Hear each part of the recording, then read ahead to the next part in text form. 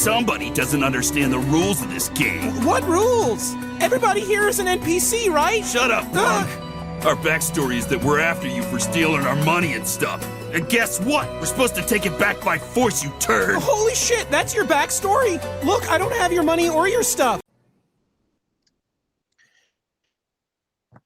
Okay, it's recording now. All right. So yeah, but last time you're having a good day so far. Everything's good. Yeah, it's been a really, really lovely day. It's starting to feel like false fall here in Houston, Texas. So I'm enjoying the fake cool weather for the few hours we get it. I was about to say, because isn't it like hot over there? I mean, I'm getting cold air over to where I am. Yeah. I mean, it's who knows? It changes every 30 minutes. So, but today's been good so far in terms of weather. Okay. All right. Well, I guess we can go ahead and get this thing started. Correct me if I pronounce your name wrong. So, Who's Gabriel or Regojo I'm speaking to today? Yes, Gabriel Regojo. Okay, Regojo. So who's that? Who's that I'm speaking to today? Gabriel Regojo. I'm a voice actor. I've done voices for Call of the Night as Ko Yamari, which is currently airing on High Dive every Wednesday, I believe, for new episodes of the dub. And you also could have heard me in the Rick and Morty anime, a little bit here and there in Haikyuu, amongst other shows. I'm Googleable. Okay. Hey, very diverse roles you got to have, you know? Yes, absolutely. So anyway, I have 20 questions and I divide up into sections as usual, just like I done with the previous episodes. So section 1, let's start with the early life and background story. So where did you grow up and what was your hometown like? Born and raised in Houston, Texas. So I've been here since I've can form thoughts. I used to live in the A-Leaf area of Houston, then bounced around from either side of the city, and now I'm in 3rd Ward. Wow, that's really nice. I didn't know, because I know there's a lot of people who grew up in Texas, and a lot of them are like living around. Because sometimes Texas does have that rich cultural history. Maybe there's more to the state than I didn't realize. I know more than just just being hot and out all the time. Yeah. Texas is very, in particularly like Houston, Austin, Dallas. You get a very diverse cast of characters that you get to meet, and each city is very unique, but we are more than horses and terrible weather. Okay, that's nice. What are some childhood memories that shaped who you are today? Because I know some voice actors were like, "Hey, there's got to be some kind of backstory that got you into everything," So, can you walk us through that? I think it was my first brush with anime was like in the 2000s with Toonami, and so that introduced me to it all. And then I was just like a kid in a candy store, just ensorcelled by the cool fight scenes and these larger than life characters and just these voices that are so recognizable, but just like as a kid I was like, oh my gosh, these guys are so cool. And like I'm thinking in particular of like DBZ and Yu Yu Hakusho, and there's this one anime I can't remember right now, but I remember like back when I think TiVo's still a thing, or Diva, whatever it is when you record the show. There was this show where this dude had like this robot arm and the other one had like robot legs. It was very cool, and I remember just like every week, like just recording it and like getting to watch the episode because it came on at like midnight or something like that. So I was dead ass asleep. Hey, trust me. Listen, every time when I go, Toonami was my after school vibe. Every time I go home, I do my homework for school first, and I just turn on the TV and just watch shows that just come on Toonami. So, and they kept doing something like the Toonami Rewind, because I know they've been doing a lot of shows. I think the only ones they've done was Naruto, Sailor Moon, and Dragon Ball Z Kai. But yes. Though Toonami will definitely a throwback that'll get you to where you want to be today. yeah, absolutely. So, Did you have any hobbies or interests outside of acting growing up?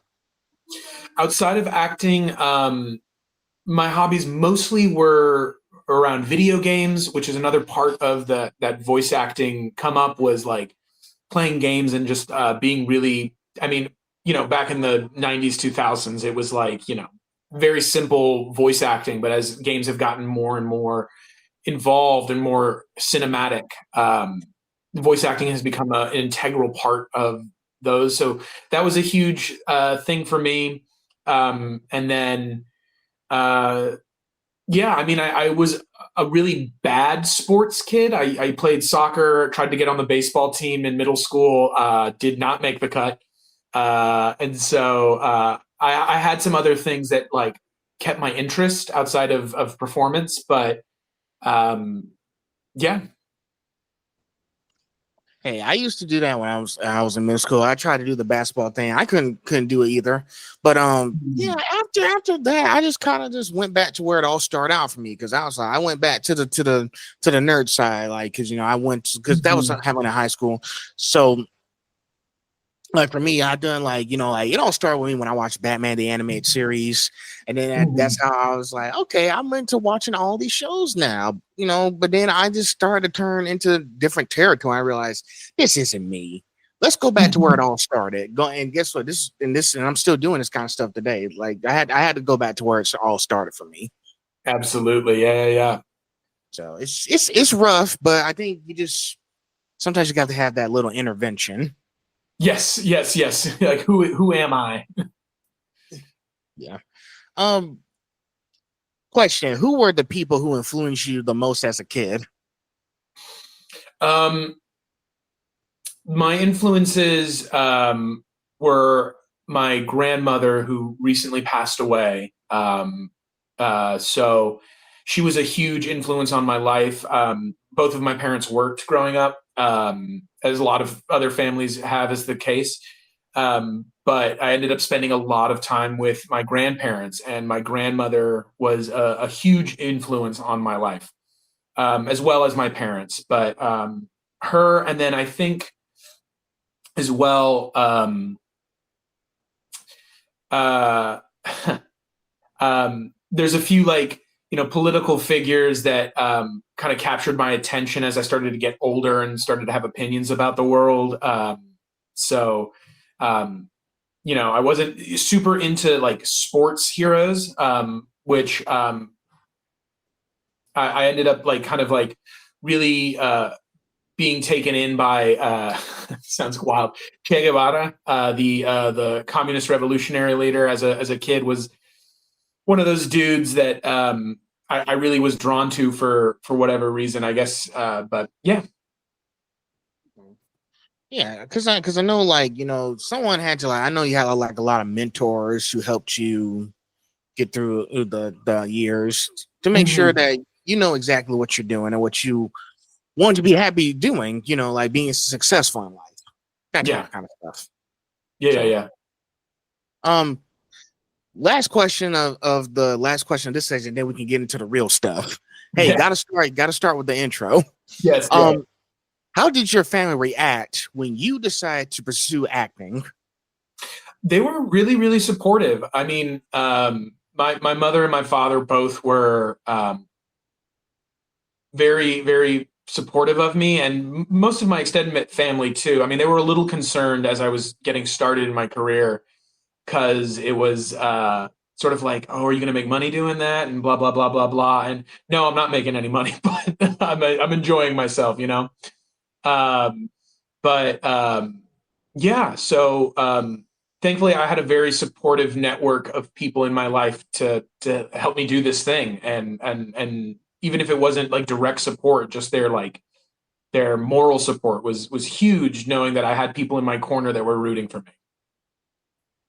Wow. Yes. Sometimes as we when we grow up, our parents gonna ask you, what are you gonna do in your career? And it's like, sometimes my parents and my grandparents ask you, is this gonna make you any money? And I sometimes listen, if you don't have any context behind it, then you can't really come up to them with an argument. So I had to make sure I understood exactly why I was doing what I was doing, like, okay, for example, like, I went to school, I got a degree, a bachelor's degree in digital media production and journalism. Mhm. So after that, I just realized, okay, media is kind of limited these days. What else can we do? So I went back to school, so I'm almost done my cybersecurity program. Congratulations. So I just got a digital certificate last week saying that I'm now certified in PC repair and network technician. Hell yeah. So it happened back in the summer. I think it was around May. They said I think I completed enough courses. So May 5th, I got my certificate. Yeah. Excellent. Congratulations, man. That's really cool. And Yeah. I also talked to some of the previous voice actors who are like, I know some of you guys have other jobs besides just voice acting, because I know voice acting is not everything you guys do. Yeah. So because I talked to a couple of them when they were in my hometown at Savannah Animation back in February of this year. I talked to them, and yeah, they said they do have other careers besides just voice acting. So some of them work like 9-to-5 jobs, some of them have voice acting classes, et cetera, et cetera. But you see where I'm coming from. Yeah. I mean, my other my muggle job is I work with elementary school kids in arts integration. So we'll go, and this is through an organization here in Houston. We'll go into schools and integrate STEM subjects with art, and that's sort of where my 9 to 5 is, as it were. Basically, it's like, once we're done with this project or something, what can we do in the meantime until something big comes up? Exactly.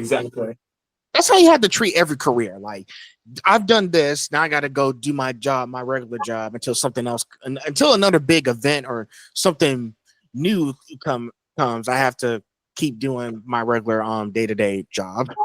Excuse me, my dog's over here and there in a tiff. Give me 1 second.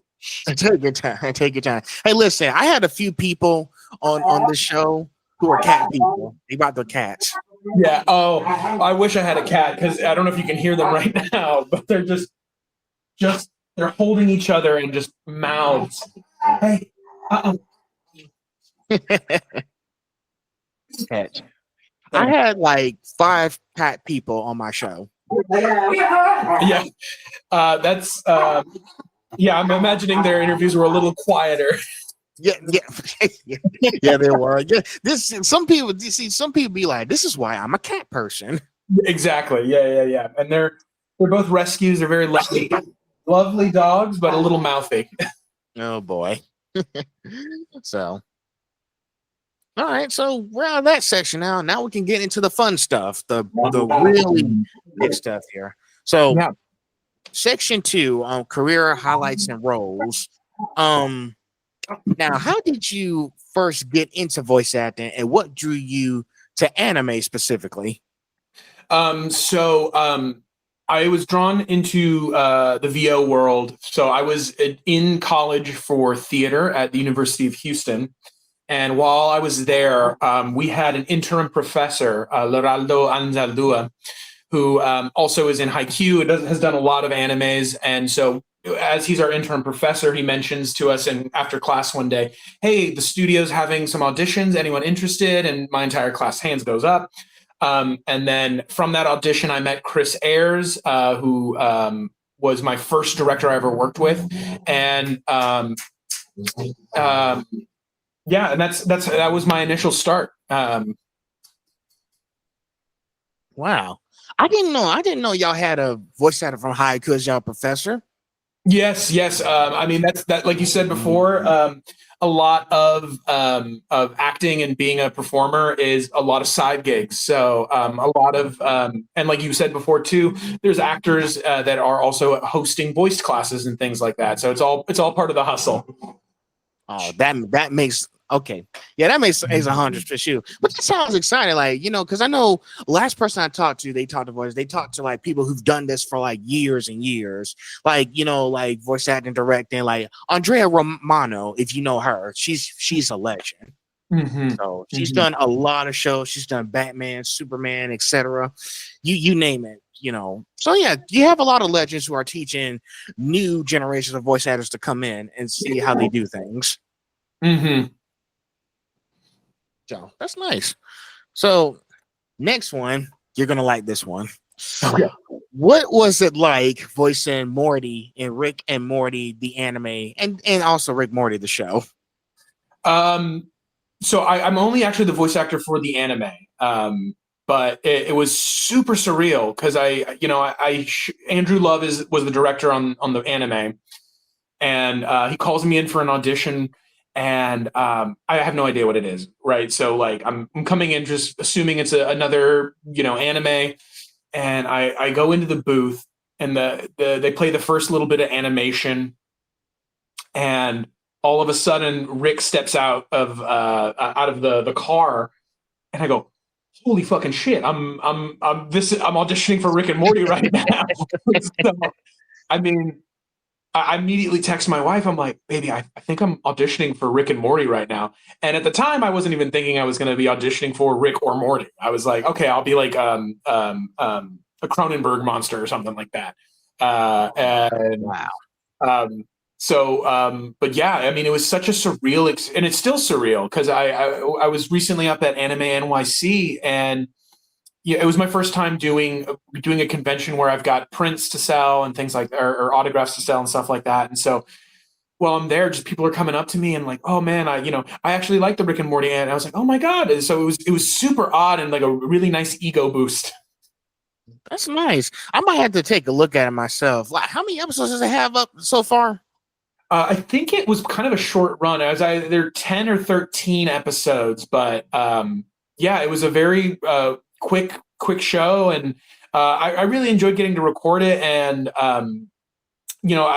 before we jumped into the show, normally actors will do their own research prior to roles, but Andrew brought us in to watch the whole thing cover to cover, and so I enjoyed the anime itself. I thought it was a very interesting take on an American property, and yeah, it was very cool.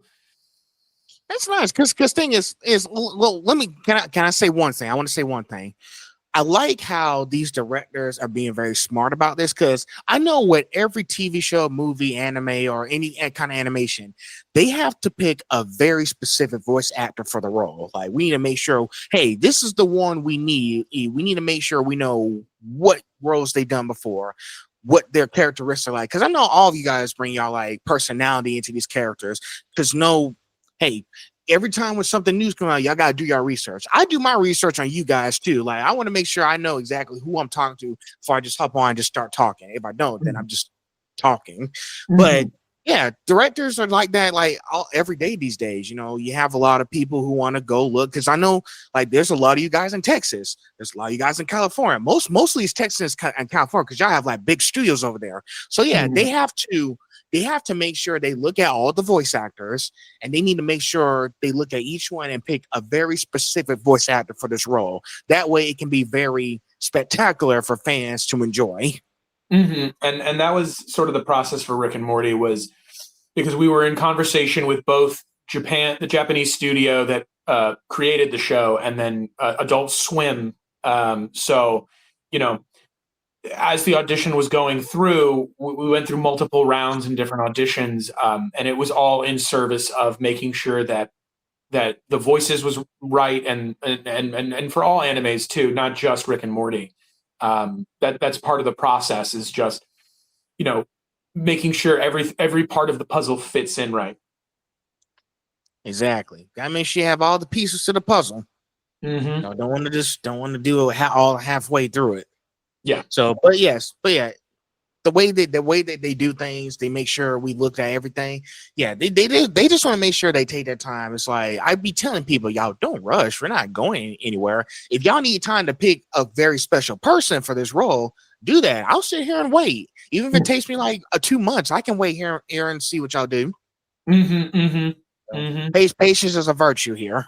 Exactly. So, next question. Of all the characters you voice, which one has been your favorite and why? Ooh, it kind of changes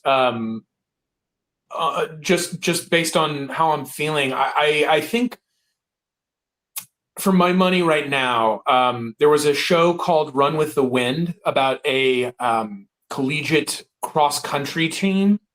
And I really loved getting to do that show. It was very contemplative, but also it's one of those things where you watch it and you're like, damn, I think I'm gonna start running now. And so that was that show for me. But I just had so much fun, and I always love getting to work with all of the directors I get to work with. But I really love getting to work with Shannon Reed. He's one of those directors who's very, very thorough in his approach, and so I really appreciate that. And so it was just such a fun show to get to work on. And who doesn't love a good sports anime? Yeah, exactly. I've seen. The thing is, the only sports one I've seen was Bullock. I need to get back to the sports segments because I've been busy doing other animes, but I'm just kind of stuck going back and forth. Yeah, so there's a plethora of good stuff out right now, so I get you. You got to divide your attention where you can. Yeah, sometimes I have to divide up into genres because some of the stuff I'd be watching, like the Shonen Jump animes, I have to divide those seasons up by story arcs. So if I finish a story arc, I start the next show. Finish a story arc of that, start the next one, et cetera, et cetera. That's what I've been doing, dividing it up into story arcs. So probably when I go to like the sports, I probably is divide up into seasons because I know Haikyuu has a lot of episodes right now. So yeah, and they just came out with the dumpster battle movie. I think I want to say it's almost last year at this point, but yeah, Haikyuu's on a roll right now. I got to catch up. This is so much for me to watch because I know. Listen, mostly because you guys are storytellers. Y'all like to tell stories behind everything. I know anime is like a huge, magnificent world of stuff that we see.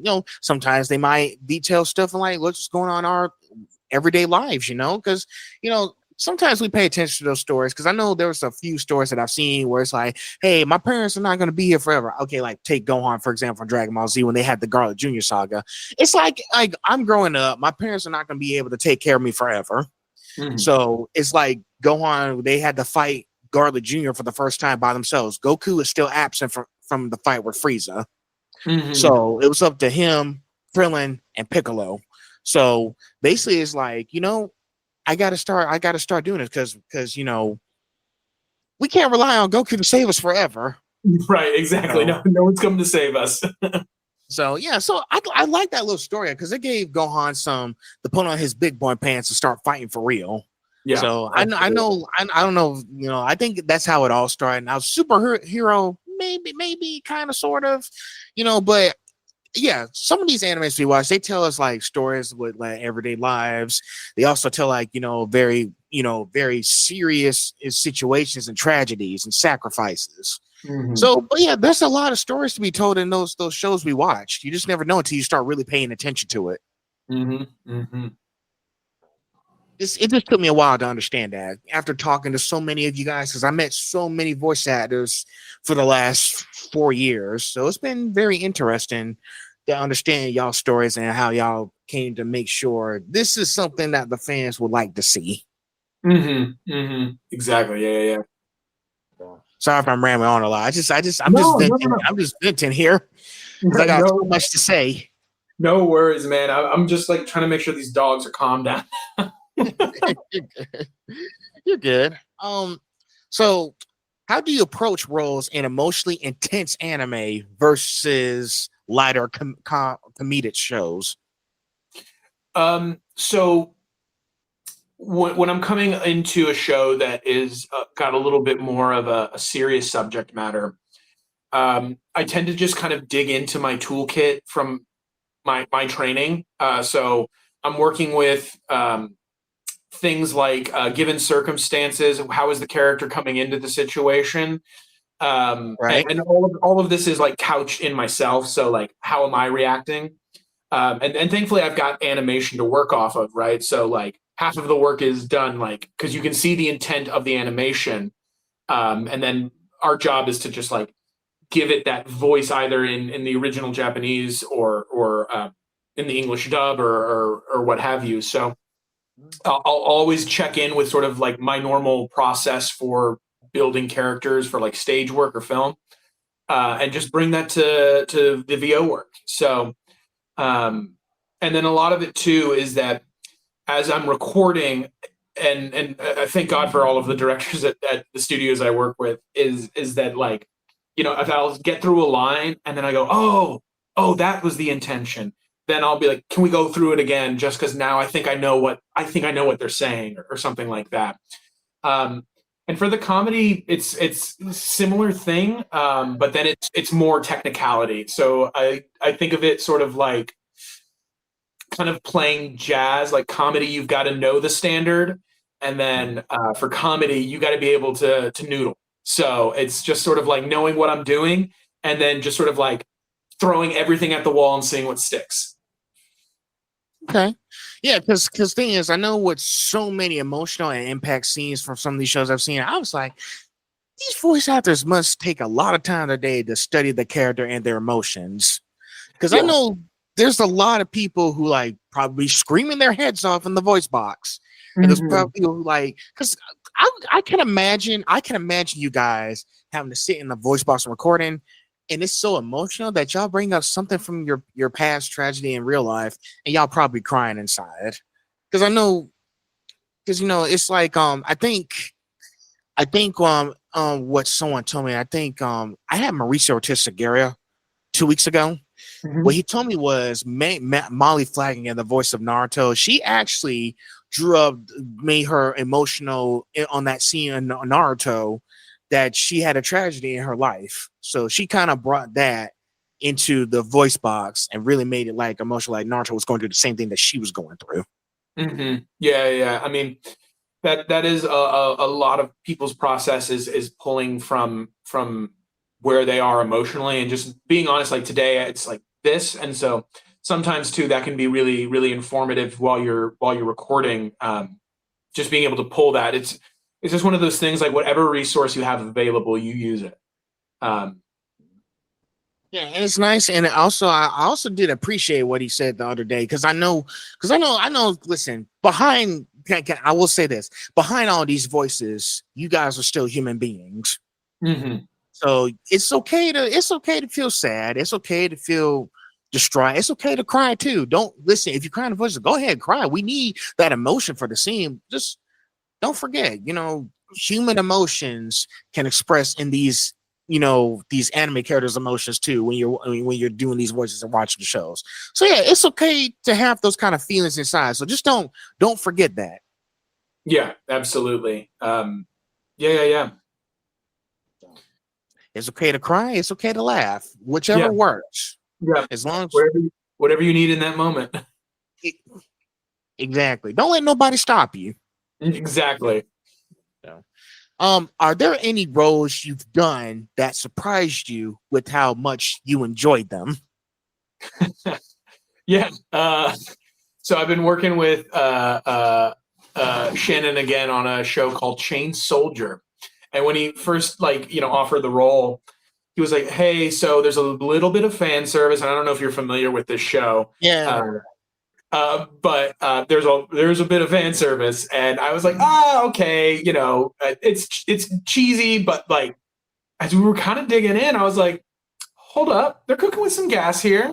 There's some deeper story elements underneath the licking and the reward system for Yuki. So, but that one was a pretty big surprise for me, because I was like, I thought it was just going to be a fun little anime. I'm like, oh, it'll be good, but like I'm like pretty excited for season 2, for that to get a dub, because I'm looking forward to it. It was a lot of fun to do the first season, and I know the second season it kind of digs in more to the world of the story, and the different like organizational characters that exist. So I'm excited to get to do that.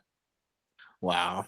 And the thing is, I know a lot of people, you guys, I know y'all do a lot of fan service animes these days, but I know they told you all the details first before you start voicing. Because here's the thing that caught my attention when I was watching stuff like Rosario Vampire and High School DxD. I was like, how are these guys comfortable saying all this stuff? I need to find out, how are they comfortable doing all this?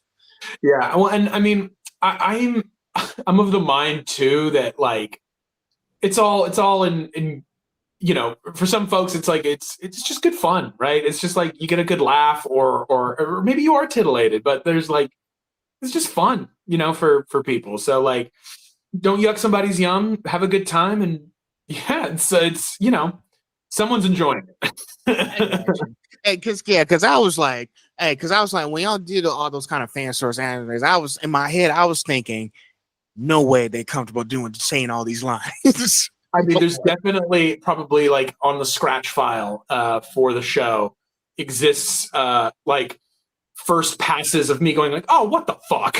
Like as we get to certain things, I'm like, this is ridiculous. But it's super funny. We always have a good laugh. So Okay, yeah, because because I was like, I don't know how they do it, but hey, they're professionals. They know what they're doing. yeah. So, like, I'll leave it to the professionals. If they're comfortable, listen. If you guys are comfortable with all those kind of like things, because I know that role really did shock you. So I know I didn't know what the feeling was, but well, actually, you just told me what the feeling was. But I know that hey, as long as they're fine with doing it, and I like the show, that's fine with me. Right, exactly. So it doesn't matter what status what the like the feelings of the emotions are. So you get the picture. But hey, I'm just used to it because I was like, in the day, it's just a show. It doesn't really matter. Right. I mean, it's you know, it's a good time. Like if it's entertaining, then it's done its job. I got you.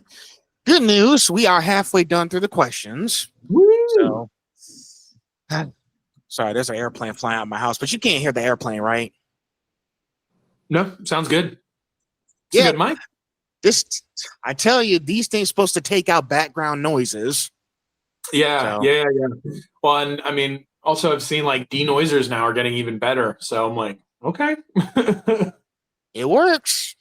All right, section 3, voice acting process and industry insights. Now, can you walk us through your process for preparing for a new character? So yeah, first things first is the audition process. So I'll get a phone call or like an email saying like, hey, we want you to submit, or it's like if it's an open call, like, hey, please submit for a character. And so for me, my process is I'll first things first, because it's hard to get through 12 episodes of an anime like all at once before an audition. So I'll like either pop on like the first couple of episodes to get a feel for the world and stuff like that. And then as well, I mean, Google, man, Google is a effective tool in just like getting baseline. If it's like a rush job, I'm like, okay, I don't have time to watch, or like just a little bit of research is helpful, and just kind of getting the world. If it's a show that's ongoing, I'll listen to the show and just sort of like, what's the world that all these other actors are living in, and then from there, after the audition process, if you book, then it's going back and digging more into the research, more about the characters, and then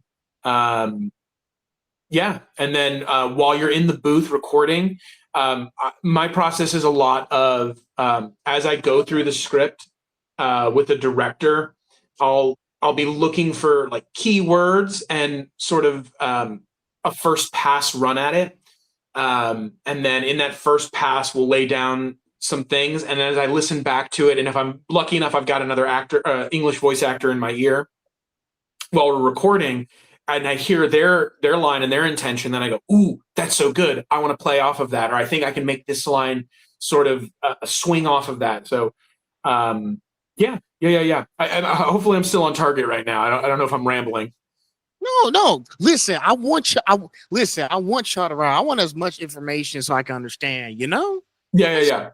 So yeah, but so basically, like through that project, you want to make sure that hey, I know exactly what we're doing here, because like we said before earlier in this conversation, like you want to make sure you've done the research on what this character. Because I know sometimes when new characters come out for like movies or something, because I know one of them like when like I think one of the previous movies that came out. I forgot what it was, but he told one of the actors told me like I didn't know jack about the character. I just kind of went there and said, "How we doing this?" Because sometimes when something new, we don't like. For example, like if it's like a movie and they have an original character animation, we don't know much about it. It's just a movie. Like now if it was a TV show, then sure.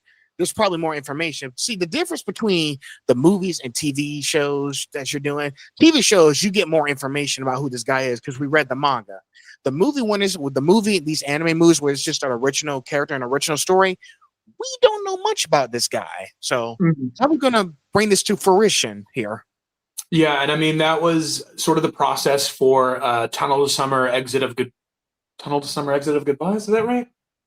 Yes, the Tunnel to Summer, the Exit of Goodbyes, that I recorded with John Swayze a few years ago. It's an original animated film, and it's a lovely film. But in that, like, there was very limited amount of research I had available to me. But it was one of those shows or movies where we're getting to set things as we're going. But as well, it's just sort of like playing off of the other actors and yeah, just like taking runs at it until it sounds and feels correct. Yeah, like just keep going until it clicks. So let's keep going, and I think that's probably going to happen for the more years to come, because every time there's a new original there's a new original film or TV show coming out. Most voice actors don't know anything about the character until they get on set and figure out, okay, so how are we going to do this? Because I know most of you guys have different personalities. I know all you guys have different personalities. So it's like, how can I bring my personality into this original character that's being told about? How can we make this happen? So I think that's the question you guys have to ask yourself. Like, what's the trick to it all? Like, is it something that like maybe I just need to like maybe just research a little bit, maybe try to understand what it is, even there's not a lot of research. You never know. Yeah, I mean, I always want to go in with as much information as I possibly can. And I think that for most actors, they feel the same. Won't speak for everyone, but it also depends on the role too. So like, I got to record just a little bit of, it's blanking on me, Ninja Kamui. And that was one of those shows where we had it split between me and Jeremy G, who voices the lead character. But in the first episode, I voice his oh God, English is failing me right now. Take your time. The fake version of him. And in that instance where I was like, I'm only coming in for a couple of hours, I got just enough information and I just kind of jumped in and because we don't see that version of Joe again until we don't see him again after the first episode, right? Right. And so sometimes in those first episodes, hey, character's gone. We're moving on to all the main stars here. So it's kind of like a slippery slope. Yeah, well, and in my world, it's like it's like when that's the case where it's like a character we meet once, I'm like, well, this show is entirely about this one guy in this one moment, and I don't care what happens in the rest of this movie. This is like all that matters is my character, but not so. Pretty much a lot of side characters getting killed off. So yeah. We're just focused on like the main. We're focused on like the main plot, the main characters, the main villain. You see how it goes hand in hand. Number 12. How do you stay consistent with a character's voice across different episodes or series? Because remember that you said that Rick and Morty, the anime, it was like a short show, right? It didn't have a lot of episodes or anything. Yeah, it was a pretty quick run. I mean, I think it was a normal 10 to 13 episode run for that show. Okay. Because I just want to know, because I know if it was a longer episode, then probably wouldn't be too much of a problem. But yeah, can you walk us through that? So like for Rick and Morty, where it's such a recognizable character and a voice match more than original character development, it was just, listening back to both Justin Roiland and I can't remember the name of the current main series voice actor of Morty. but just listening to them and just sort of matching and seeing where that lives in my voice. And then for like original characters like Call of the Night right now, which is currently running, or has new dub episodes releasing. It was one of those things we had recorded it like a year ago before we've come back to it. And so thankfully, I'm able to just listen to myself and go, okay, that's where I was living, and just sort of finding that again in my voice. A lot of the process for developing character voices per se is just finding where it can live comfortably in your voice and if it's repeatable. Because if you can do like a huge scream once, but like you're doing Dragon Ball Z and you're going to be screaming like about 5 more times over the course of an arc, like that's not a good scream because you can't repeat it. And now your voice is shot for the next couple of days or something like that. So it's just being mindful of the instrument and yeah. I can tell. I don't understand how people can live through screaming all those times. Like so many episodes of Dragon Ball, and I'm like, I don't know how y'all do it. I can't scream out that many times. But it's kind of nuts. Because I know, because like you said, Rick and Morty was like a short show, but I know that you had other shows that were like, oh, we got so many episodes to do over and over again, trying to get my voice just to make sure it's tight and ready to go. Because I know, because here's the thing, even if you're doing a short show, you still have more characters to voice across different areas. So there's that. Mm-hmm. Yeah. And like, so like when, so like in 2.5 dimensional seduction right now, I'm you'll hear me kind of like pop in and out of certain scenes. And in those moments, it's just sort of like, I can be a little more flippant with how I'm using my voice because I'm only doing this character one time. Right. And in those moments, I'm like, okay, let's see what the tops and the bottoms are here. Yeah. And I think it's like, it's okay to take a break if you're tired, but I know what you guys with so many voices to do, work doesn't stop very often. But it's I can tell like being consistent across so many voice like characters that you have doing TV shows takes a lot of mentality and meditation to make sure, hey, I can handle this no matter how much these guys throw these characters at me. I can do this. I can make this enjoyable for people to watch. Mm-hmm. Yeah. Yeah, I mean, and I think that comes with the, I'm very grateful that I've been doing this for about almost 10 years now. So I think it's just the practice of it too is part of that process, that I'm not getting overwhelmed from, really emotionally intense or vocally demanding shows. I've got tools and tips and tricks that I can use to help me get there or get through it. Main thing is don't bite off more than you can chew. Yes, in all things in life, voice acting aside, like just be good to yourself. No one else will.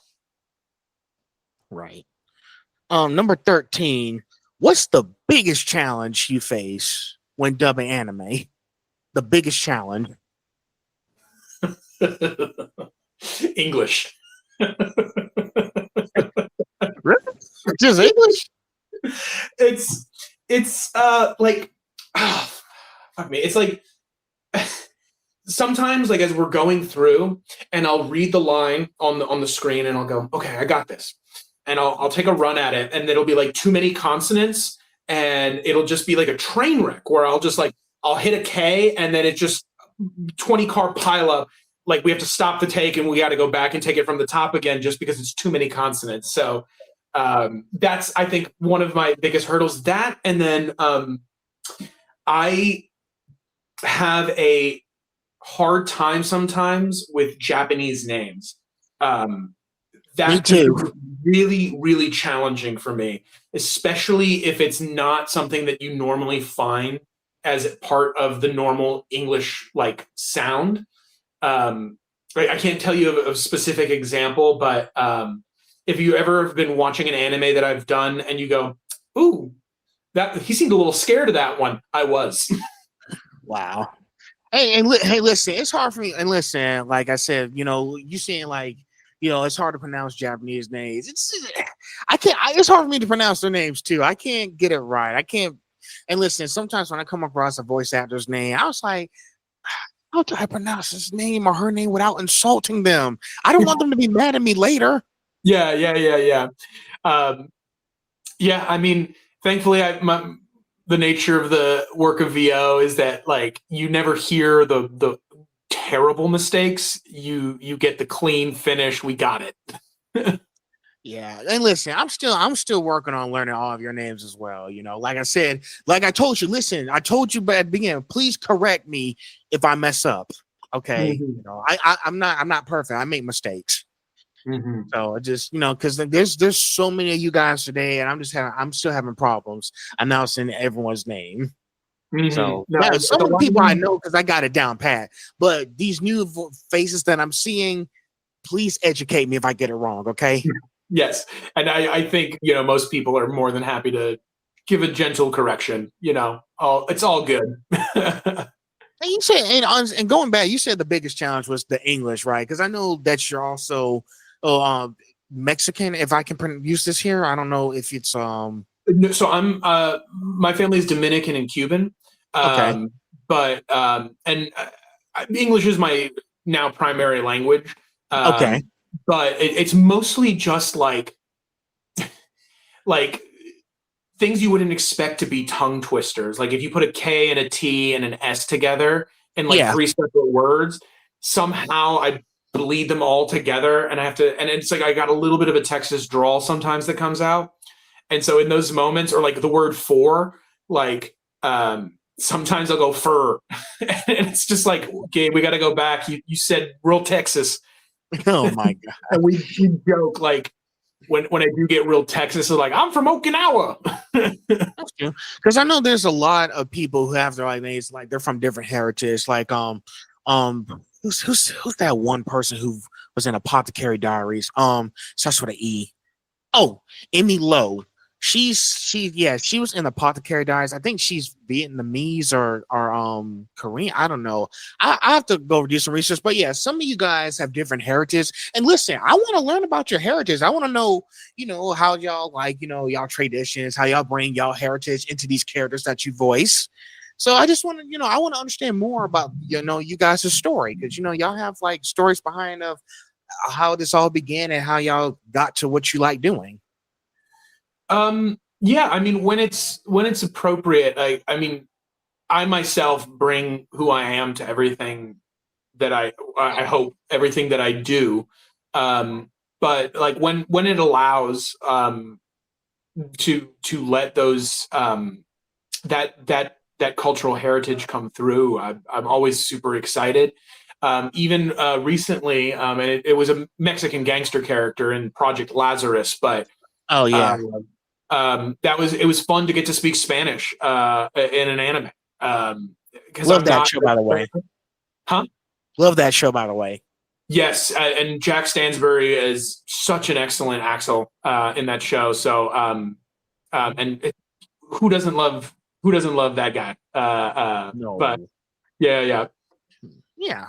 I need to go back and watch. It's been a while since I last watched it. But yeah, like I say, if y'all and also if y'all don't want to bring it up, just let me know. And I was like, okay, we'll just talk about it at a later time. We don't have to talk about if you're not comfortable explaining yourself all the way. I also want to respect that y'all got things that y'all don't want to say out loud. I want to keep it locked up for now. Yeah, for sure. I mean, there's no problem with speaking to it. It's just in the grand scheme of things, it's aside from just like who I am coming to these roles, um, that sort of my family and cultural background don't come up a lot during the work I get to do in anime. It comes up in other ways, but for anime, it's a lot of these shows are very fantastical worlds, or if it's set in Japan, it's more so about the interpersonal connections in these stories. But yeah. Sweet. That's sweet. Next one. Let's see. How do you handle, and we probably talked about this earlier, how do you handle taking on multiple roles at the same time? Yeah, I mean, thankfully, it's depending on how long I'm in the booth. So if I'm going in for like a couple hours to knock out like several characters, um, and that's some of my most fun recording sessions, just because it's finding the tops and the bottoms. What can my voice do to separate, tall brother A with a camera from guy who works at the manga shop in the anime, right? Like, how many differences can I create with using just my voice and inflection and affectation, things like that. I got you. I got you. And and I know it's like there are so many people who done multiple roles, and it's like, how long am I staying here? I just, but I think you guys have gotten to the point where you've gotten so used to it. It's like, man, this really doesn't phase me. If y'all need me as long as y'all need, I'm fine. I really got nowhere else to be, so it really doesn't phase me. Yeah. I won't volunteer my time so easily in that regard. Like, like we'll get our like hours, and I'll be like, I'm gonna bounce y'all. I want to go home.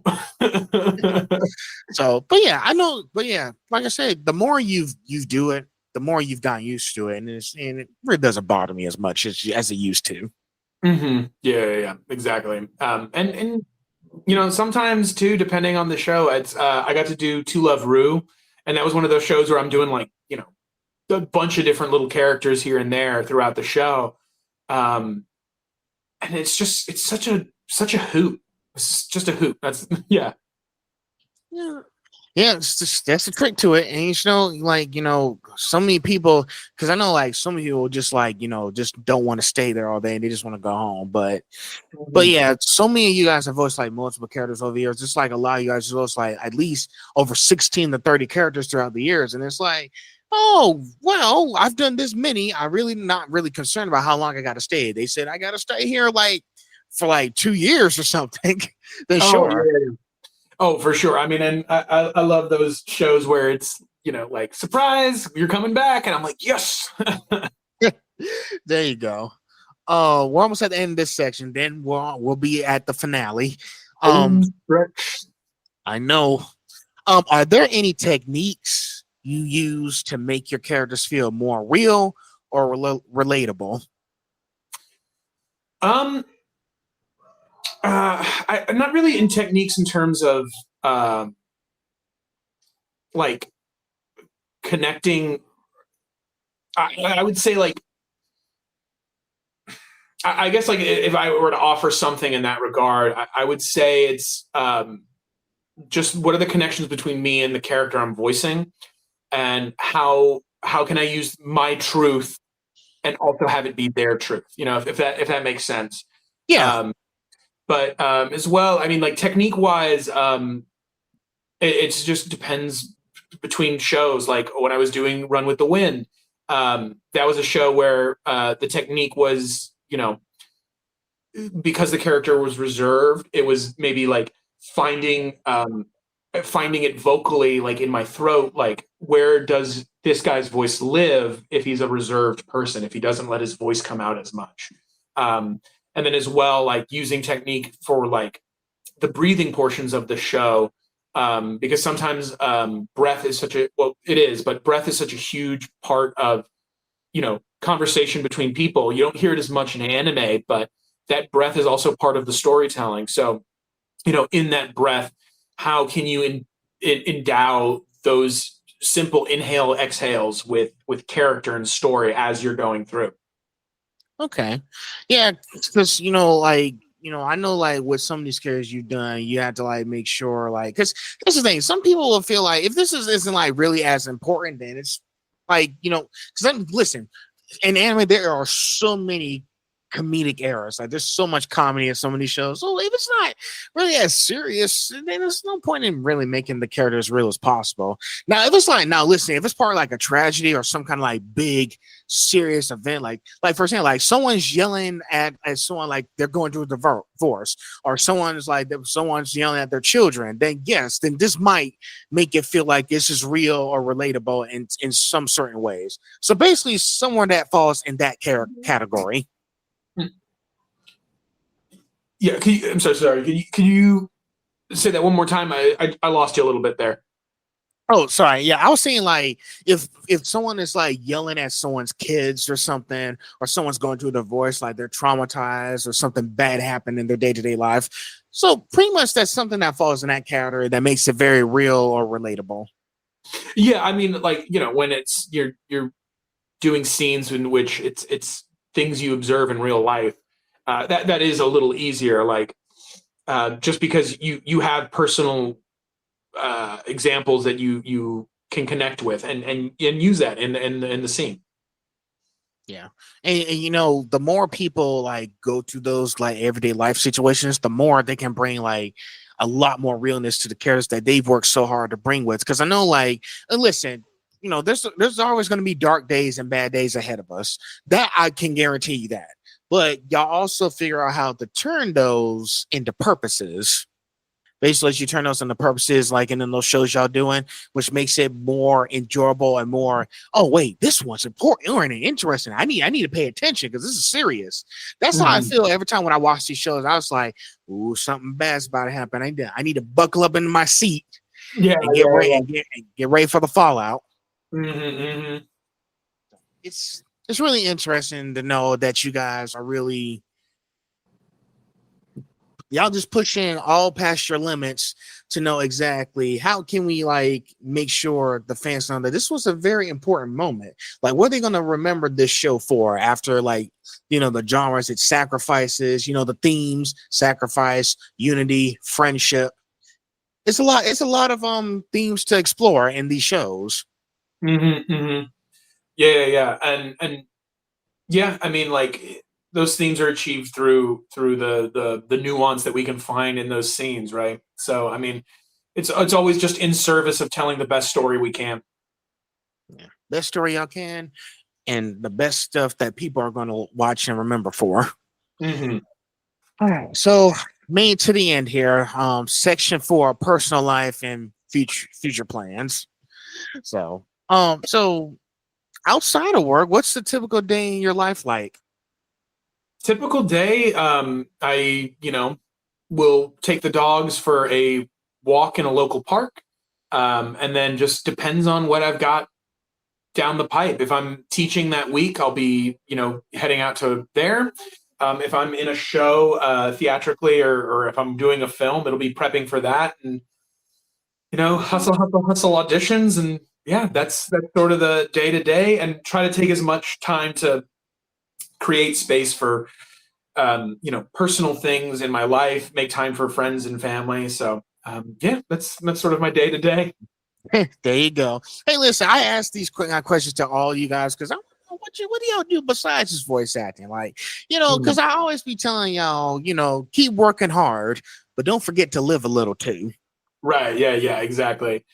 So, You're not going to be a good actor if you spend all your time in the theater or in the VO booth. You need to live a little bit. it, and listen, every day when I walk out of the house, I actually go for a run at Triplet Park. Because thing is, every weekend when the week is over, I just want to get away from things and just be with nature for a bit. It's always good to So, touch some grass. We love the outside. and guess what? It's kind of refreshing. It helps me get ready for the next week, and it helps. Absolutely. So, do you have any unusual talents or skills people might not expect since you're in the voice box? Anything surprises? Um, Unsuspecting talents. Pretty good in the kitchen, if that's a talent. Yeah, that works. I spend a lot of time, when I've got the time, in the kitchen, like meal prepping and things like that. Because boy, howdy, I love to eat. So um, it's a lot of just trying out recipes. So if there's ever an opportunity for me to bring you some food, let me know. Oh shoot, I might have to try some of your cooking next time or something. Yeah. I have to. Yeah, got ask permission first. Now I don't want to go unannounced. Yeah. Let's see. So, how do you like to spend your downtime or relax? Right now, a lot of my downtime, and we're at the time of this interview, it's like September, right? So, as we're approaching like the holidays, like I get into the holiday spirit of Halloween, Christmas, all that. So, downtime will be just spending time with my very whiny dogs and the wife, and we'll either go for hikes or movies. I've been getting back into video games recently. I haven't had time for it, so that's been a lot of fun. Me too. Yeah, I've been yeah. trying. Listen, Um, I haven't done. I think is I also do Twitch. I haven't done a video game walkthrough since June. So right. Yeah, yeah. I think the only reason why I did it because it was the 10th anniversary of Arkham Knight. Right. So Yeah.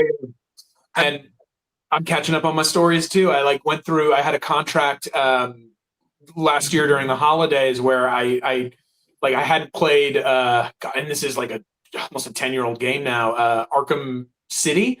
yeah, And so I was just going through Arkham City, and it was a blast and a half. And I was like, oh, I missed this. I'm gonna try to find more time for this. yeah. 'Cause the thing is, they just announced the drop of the Batman Arkham City pop figure. So that's dropping. That's dropping in November. So I was like, I gotta live through another torture month. Yeah. I gotta go through another month in torture in October to wait until I get. Thing is, I want to add that to my collection because I already got the Arkham Asylum pop figure with him in the background, with the game poster in the background, the pop figure. Mm-hmm. I already got Arkham Knight pop figure. I got Arkham Knight pop figure. I got the Arkham Knight Batmobile in my room. It's on the top. Hell yeah! So I want to complete the Arkham trilogy. You gotta get a full set. I just got to when they announced, I was like, now I have to get it because I want to complete the Arkham trilogy in my collection. That way I'll have it. Absolutely. I hear that. I'm trying to go through the backlog of Steam games that I've when I have time again, and now I have time again. So we're pushing through. Sweet. Are there any personal achievements you're particularly proud of beyond acting? Yeah,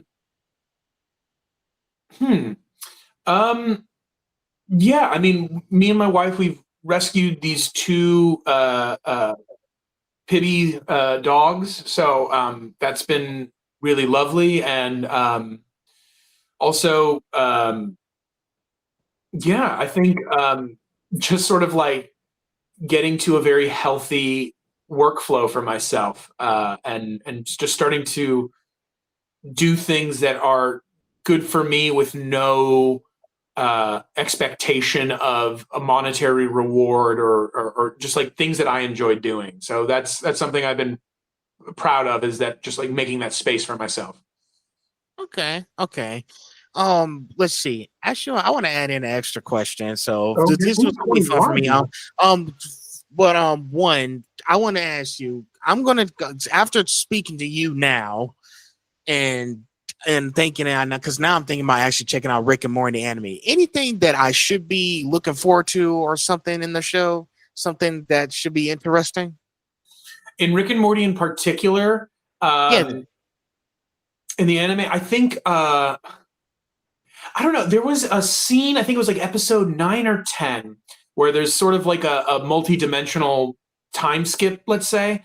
And the Morty you meet in that series of dimensional adventures, it's just such an interesting take on Morty that explores Morty in such a interesting way that I don't, at least because I kind of tapped out of Rick and Morty at around season 5 or 6. Okay. But it was just something I hadn't seen before out of Morty. And so I'd say look out for that. I think it's around episode 9 or 10. Okay. Yeah, listen, I'll be honest with you. I'm not a huge fan of Rick and Morty, but if you guys could educate me on these things, I'll go check it out myself and see how it feels. Because when I talk to some voice actors, be like, I haven't checked out the show yet, but maybe you guys could educate me on me. So I might watch one of these days. I might have different opinions about it. Yeah, I mean, I think the anime, in terms of if you were going for like you had mentioned earlier, sort of a arc watch, I think canonically the anime falls I think after season 5, I think I remember Andrew saying. So it's, I think it's still C-137 Morty, so the mainline Morty, but it's like after season 5, I want to say. Okay. Hey, I'll go. Hey, listen, next week I'll go take a look at it. Yeah, there you go. There you go. And maybe the next time I see you, I'll give you a review. Perfect. Thank you. Please be nice. I will. No, I will be nice. Listen, when I watch something, I want to make sure I give my honest opinion. Okay, I don't want to feel like, oh, this it ain't do good enough. Y'all get 2 stars. No. I want to make sure that I give these things a chance. Like, listen, if it's not broken, then don't fix it. I think it's perfect. I just need to watch it to see what it's like. Yeah. Absolutely. Well, please enjoy. And I look forward to the review. Yeah. One last question. What advice would you give your younger self or someone looking to get into voice acting? I would say figure out how to be an actor. And so, like, if it's someone looking to get into voice acting, figure out how to be a good actor. That I think is the most important advice, because a lot of people can do voices, but not a lot of people can act convincingly and bring a character to life. I'm very lucky that my background and my training is in the theater, and so I use those skills every single day. The breath control and voice control work I got while I was in university was really quite lovely. And you don't need to get a university degree; just take classes, learn how to be an actor. Because that's the other thing too, is that directors aren't looking for impressionists, they're looking for actors. And someone who's got control of their voice and their breath. So if you're looking to get into the industry, start there. And as well, my story about Gerardo is that, like, I knew him outside of the world of anime. And that sometimes is the case where, knowing someone who's in the world can help you get there and help you get closer and closer. So, and that's the other thing too, is that, like, in your effort to be a better actor, you are going to meet people who are on similar paths and want to travel that path. And so it's good to have a community. It's good to have someone you can work with and try stuff with. And yeah, so just be an actor. Gotta have those support systems. Support systems are important. That's how I got to, where I am today. I had a huge support system. I got a lot of friends who actually support me with talking to you guys. Like, I have so many people who are supporting me. Like, I didn't expect to have so many, like, people following me and checking out my content on Instagram because I like the art of it. Here's the thing, and you'll agree with this. Voice acting is not, just that you just show up. It's art. You got to have a love for the art. Yes. It's passion and all that stuff. That's what I had. That's what some of the other voice actors told me. Like, it's a masterpiece. Some people are just in it just to be known and famous, but that's not the whole reason you're doing it. Yeah, make sure you have an exact reason why you're doing it. And you're in here, Gabriel, because you like the art of voice acting. Yeah, absolutely. I mean, I think too, like, I got drilled into me very early on in my career that, like, fame is one of those things that happens in a 1 in a million chance. And so if that's your reason for doing it, you're going to be either you need to be super lucky or you're going to be severely disappointed. And so the way I approach the work is that every opportunity is a chance to be better and to do a better job than I did last time. Right. And like I said, sit down and brainstorm. Understand, like, this is something that you want to do, but make sure you know why you're doing it. Mm-hmm. If you don't know why you're doing it, go find something else to do. It's okay. Yeah, and also too, it could be just I want to be in an anime. Like, it could be the reason doesn't have to be complex or deep or emotionally rooted. It could just be I want to do anime. I want to be in anime.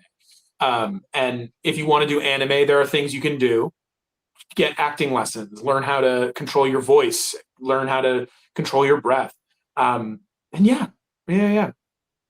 So, but anyway, I think we just made it to the end. Did you enjoy our conversation today? Phil, I loved it. Thank you so much for having me on today. It was a lot of fun. I apologize for my very whiny dogs. Hopefully it doesn't ruin the video. But like I said, patience is a virtue. I'm patient. Yeah, I appreciate it, man. Thank you.